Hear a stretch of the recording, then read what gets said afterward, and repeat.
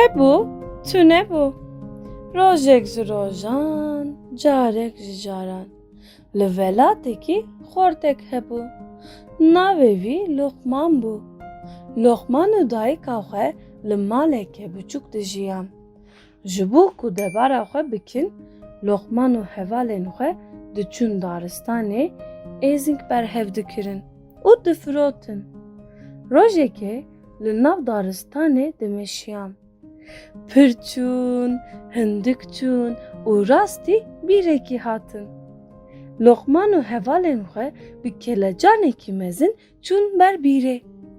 Li derdora bîrê nihêrin, lê tiştek nedîtin. Luqman got ka hûn sebir bikin, ez ê dakevim bine bîrê. Dît ku bine bîrê tuje hingive. Hevalên jê re satilek şandin xwarê. Luqman satil bi satil hingiv şande jorê û hevalên wî jî hingiv kişandin.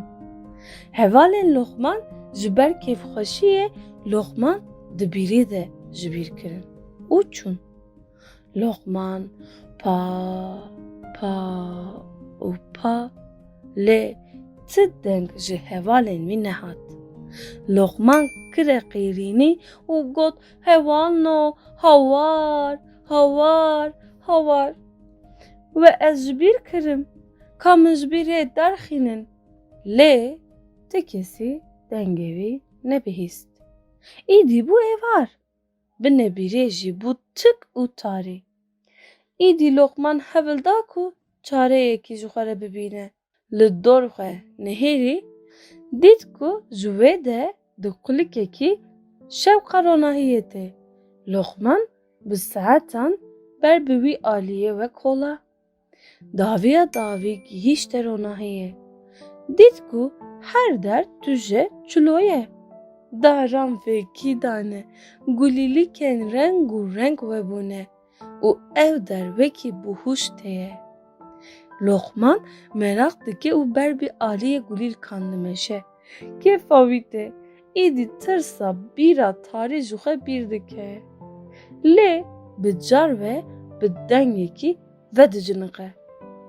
Berê xwe dide wî alî û dibine ku mehrekî pir ecêb li ser textekî zêrîne.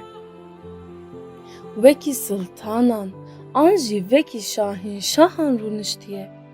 Serê mar, serê jinekî ye û rûyê wê pir xweşik e. Rûyê wê wekî şehbanuyan e. Meriv çi qas pesnê wî rûyê bide, ew qas kêm dimîne. Lê binê wî mehrekî pir mezin û birqoq û çeleng e. Pûlên li ser mer weke zêran dibiriqin. Luqman di hundirê xwe de dibêje, sedî sed ew mer şahê meran e. Luqman li ber wê dîmena ecêb matmayî dimîne û hinekî jî ditirse. Bê hemdê xwe pêlî qirşekî dike û şahmeran wî dibîne. Luqman dibize û hevil dide ku bireve. Lê şahmeran dibêje, Luqmanê delal, were ba min netirse, ez tiştekî bi te nakim.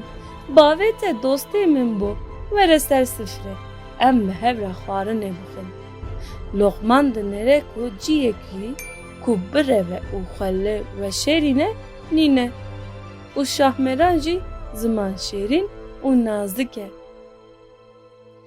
Neçar dimîne û diçe cem şahmeran. Ew pir birçîye jî, sifreya şahmeran bi xwarinên cûr bi cûr û xweşik xemilandiye. Luqman tê li ser sifreya şahmeran rûdine. Ew bi hev re xwarinê dixwin. Şahmeran bi xêrhatina wî dike. Jê re behsa hevaltiya xwe û bavê Luqman dike. Bi saetan ji xwe re sohbetê dikin. Şahmeran jê re çîrokan dibêje. Çîrokên şahmeranê pir li xewşiya Luqman diçe. Luqman di nav çîrok û efsaneyên şahmeranê yên ku wî di emrê xwe de qet nebihîstî wenda dibe. Roj li ser hev derbas dibin.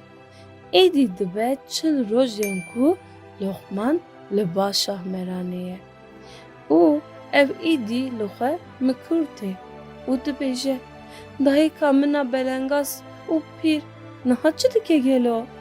Niha ev jî kerba min behecî ye. Lokman diçe baş ji Şahmeranê û dibêje min bêriya dayîka xwe kiriye. Biya min tu kesên wî nînin. Ez îdîn dixwazim herim ba dayîka xwe. Şahmeran ditirse naxwaze ku Lokman here.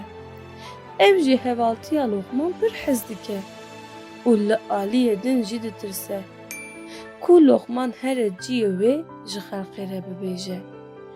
Lê Şahmeran naxwaze dilê Lokman bihêle û dibêje temam. Here, lê divê tu ji ti kesî re ciyê min nebêjî. Ku tu bibêjî dibe ku tiştên pir xirab biqewe min. Lokman dibêje sos şahamaran tu qet nekexem. Ez ê ji ti kesî re nebêjim. Şahmeran dibêje başê Lokmano. Ez bi te baverim. De here. Axira teya xeyrê be. Şahmeran alîkariya Lokman dike û wî bi hêsanî dişîne badiya wî. Roj li pey rojan dibûrin û rojekî mîrê bajar nexweş dikeve. Bank li tevahiya bijîşk û zanayên welat tê kirin ku dermanek ji mîr re were dîtin. Lê ti kes nikare ji mîr re dermanekî peyda bike.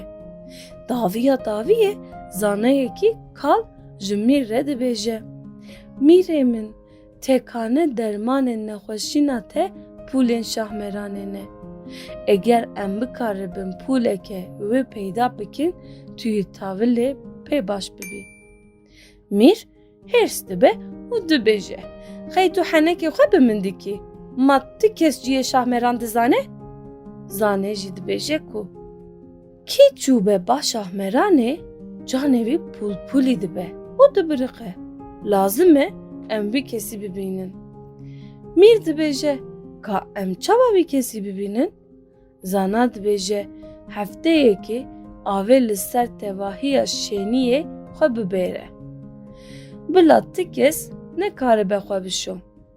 Piştî hefteyekê bank bike û bêje bila herkes were xwe li hemama bajêr bişo. Ku xelk hat û herkesî xwe di hemamê de şuşt, em ê kesê ku canê xwe pûlpûlî bûyî bibînin. Mîr bi gotina wî zanayê dike.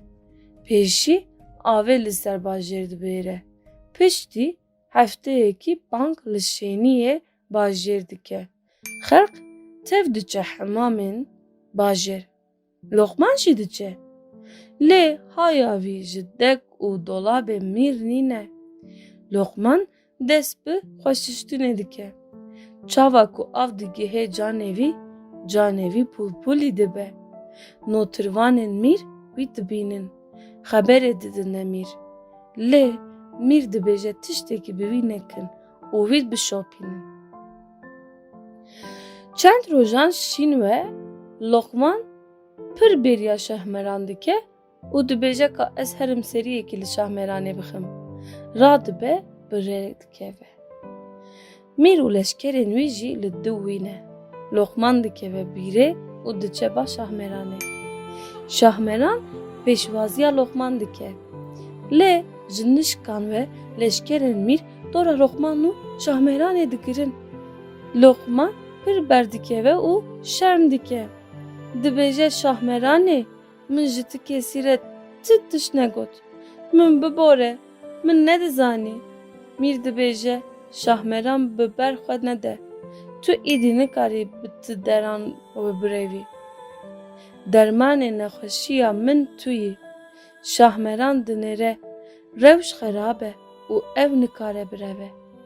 Dibêje temam, ez ê bi we re werim. Lê ez ê tiştekî bêjim. Ka bala xwe bidine min. Kî ji rûyê min pûlekî bigre evê baş bibe û hînê sir û efsûnan bibe.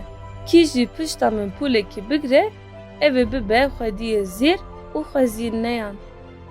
Lê ki ji serê min pûlekî bigire ev haru dîn bibe. Mîr dixwaze bi lezgînî dîsa baş bibe û ji rûyê Şahmeranê pûlekî digire. Leşker jî dixwazin demildest, zengîn û dewlemend bibin. Ew jî ji piştî Şahmeranê pûlên nêwerdigerînin û ew tev di cih de dikevin xewekî giran. Dikevin nav xewne reşkin nedîtî.